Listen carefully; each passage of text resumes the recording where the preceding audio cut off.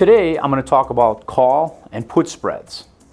A call spread is a situation in which you buy one call and then you sell a higher call.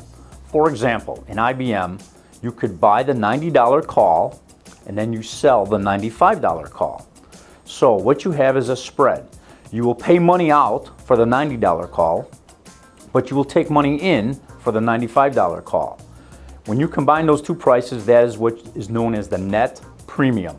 So for example, by buying the $90 call, we may pay out $1.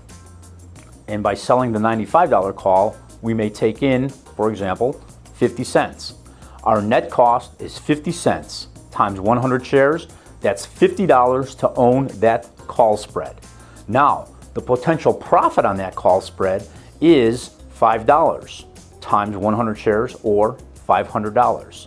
And I figured that out by taking the difference between the two strike prices, 95 minus the 90.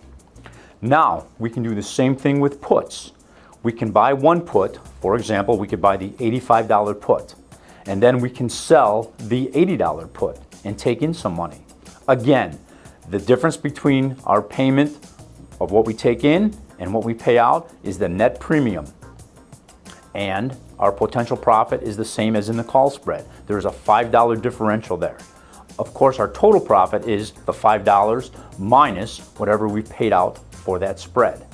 Now, the nice thing about both a call spread and a put spread is that there is a limited amount of risk. Our risk is only what we pay out.